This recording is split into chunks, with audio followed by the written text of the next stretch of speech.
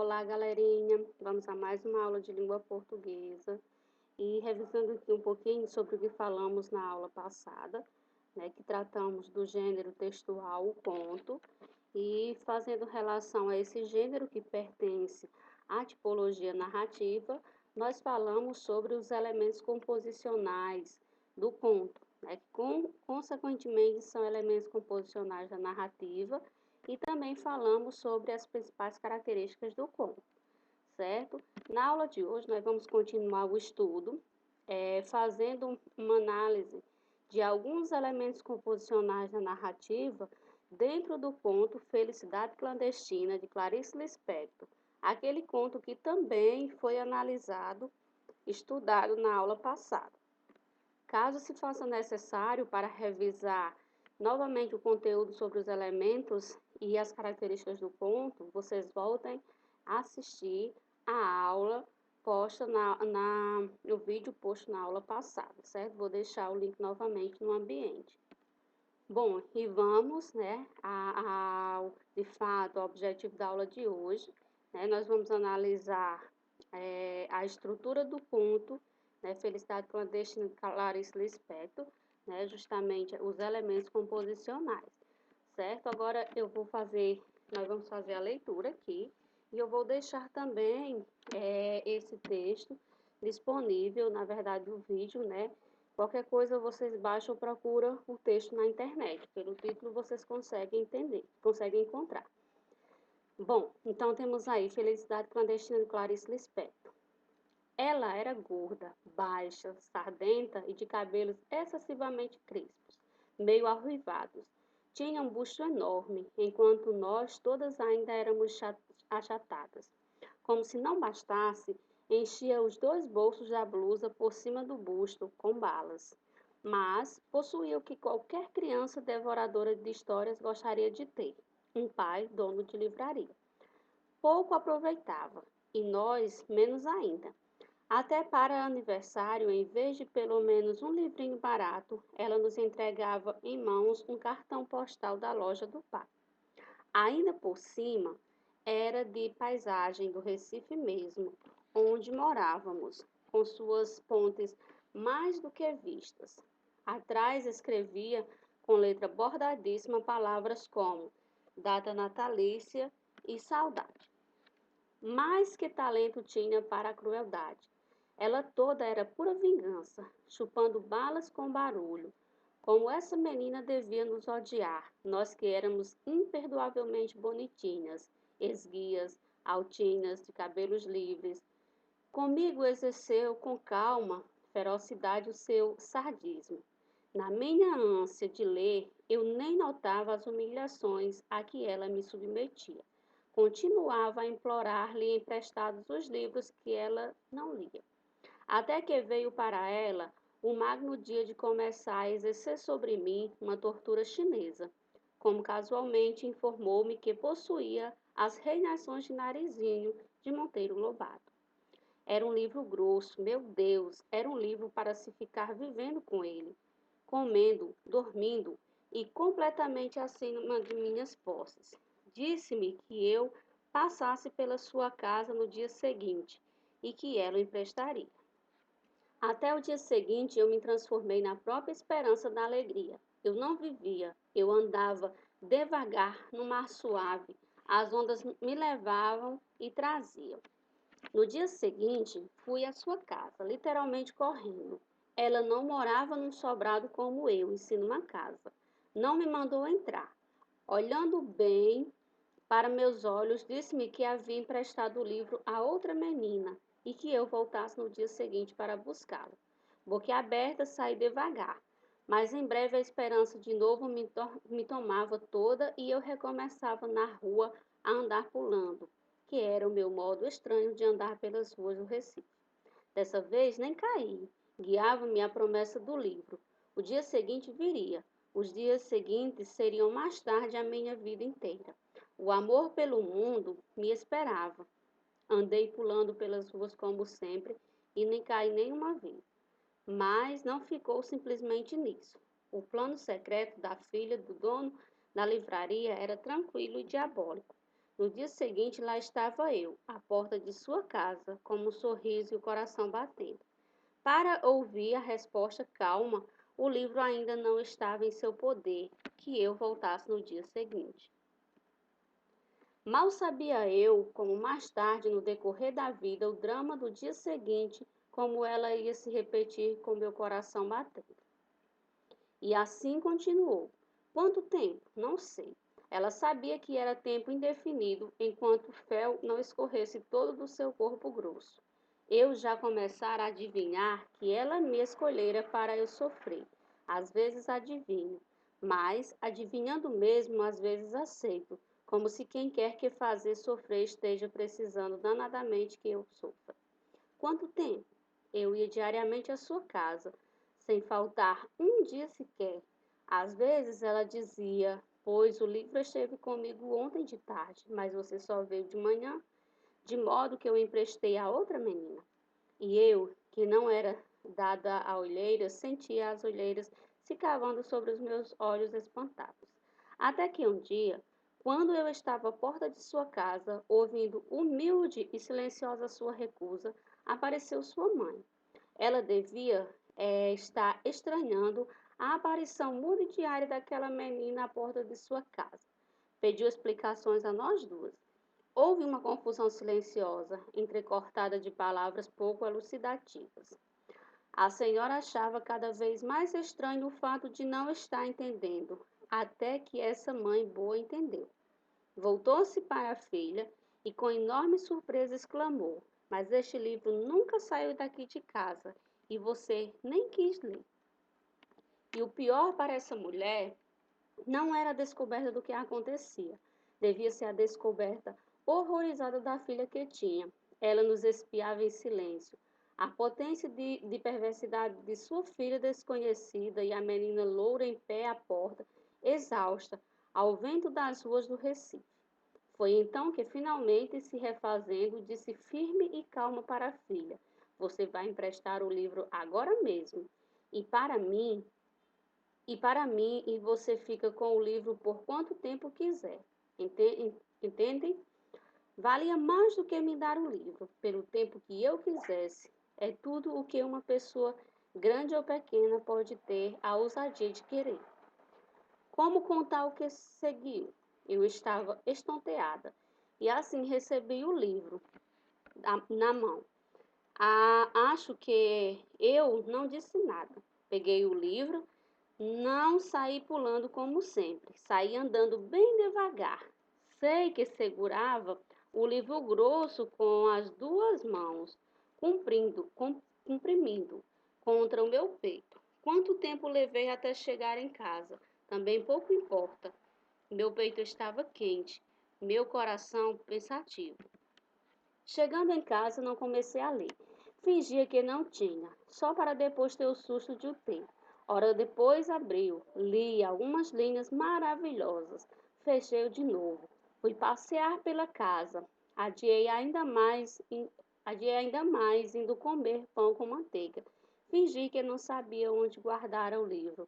Achava-o, abria-o por alguns instantes. Criava as mais falsas dificuldades para aquela coisa clandestina que era a felicidade. A felicidade sempre iria ser clandestina para mim. Parece que eu já pressentia. Como demorei, eu vivia no ar. Havia orgulho e pudor em mim. Eu era uma rainha delicada. Às vezes, sentava-me na rede, balançando-me com o livro aberto no colo, sem tocá-lo, em êxtase puríssimo. Não era mais uma menina com o livro, era uma mulher com o seu amante. Clarice Lispector. Bom, pessoal, então aqui a autora, no final, ela deixa bem claro o título, né? A felicidade clandestina. O que era a felicidade clandestina?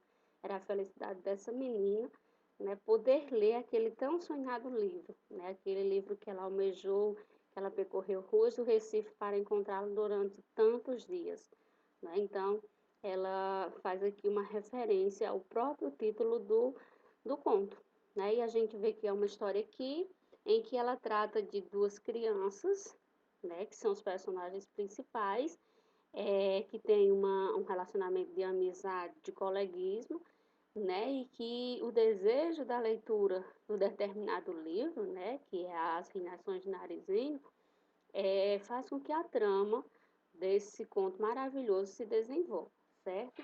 E, como eu falei, nós vamos analisar aqui alguns elementos da narrativa. Nós sabemos que a narrativa, né, tem a questão do narrador, toda narrativa ela tem a presença do narrador, ela tem os personagens, né, ela vai ter o tempo, ela vai ter o espaço em que acontece a narrativa, certo? Tudo isso nós encontramos dentro desse texto, né? O narrador, aqui a gente percebe que é a própria menina, né, que desejava, que almejava o livro, né? Nós vemos aqui o ambiente, né, em que acontece, que são nas ruas do Recife, né? O tempo aqui ele se desenvolve fazendo referência a dias e horas, né? Períodos do dia, manhã, tarde, né? Então, assim, a gente consegue perceber esses elementos aqui já mencionados. Mas eu gostaria de identificar aqui com vocês mais alguns elementos aqui que estruturam essa narrativa, esse conto. Além dos mencionados anteriormente, como personagens, narrador, tempo, espaço, nós falamos também na aula passada sobre essa estrutura, sobre esses elementos. A situação inicial, né, que é aquela situação como se fosse algo comum que acontece para que algo novo aconteça para que possa gerar o conflito da história, certo? Então, nós temos a situação inicial, nós temos o conflito gerador da história, que é o que realmente algo inesperado que acontece, que faz com que a história, o enredo se desenvolva. Nós temos o clímax, né? Que é o momento de maior tensão, aquele momento auge da narrativa, e nós temos o desfecho, porque toda narrativa ela chega a uma conclusão, a um final, seja ele um final agradável ou não.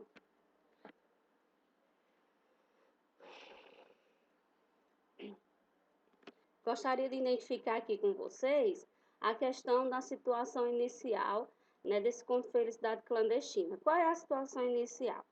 É justamente uma menina que gosta de ler, ter uma amiga que é muito perversa, mas que, acima de tudo, ela é filha de um dono de uma livraria. Professor, e onde é que nós encontramos, podemos perceber isso dentro do texto? Aqui, pessoal, no primeiro parágrafo. Né? Ela começa aqui a descrever como era essa menina filha do dono da livraria, gordinha, né? Vai fazendo a descrição física. Aí começa, como se não bastasse encher os dois bolsos da blusa, né, por cima do busto das balas, mas possuía o que qualquer criança devoradora de histórias gostaria de ter, um pai dono de livraria, certo? Então aqui a gente percebe que a situação inicial, né, é aquilo que de certa forma vai contando, ela vai fazendo um enredo, né, como se algo fosse normal, mas aí veio a descoberta da menina, né, da coleguinha dela ser filha de um dono de uma livraria e ela adorava ler, certo? Então, situação inicial, encontramos lá no primeiro parágrafo. E o conflito gerador da história, aonde está? A menina que gosta de ler livros é informada pela filha do dono da livraria que ela possuía As Reinações de Narizinho, livro que era muito desejado aqui pela narradora personagem, porque nós temos uma narradora personagem, né, já que ela narra e participa da história ao mesmo tempo. Professora, onde que eu posso encontrar, né, qual trecho do texto que eu posso confirmar essa resposta aí? Diante de como eu coloquei aqui no slide, nós podemos confirmar no terceiro parágrafo, certo? Aqui no terceiro parágrafo, olha só. Primeiro parágrafo aqui, né, o início, segundo, terceiro.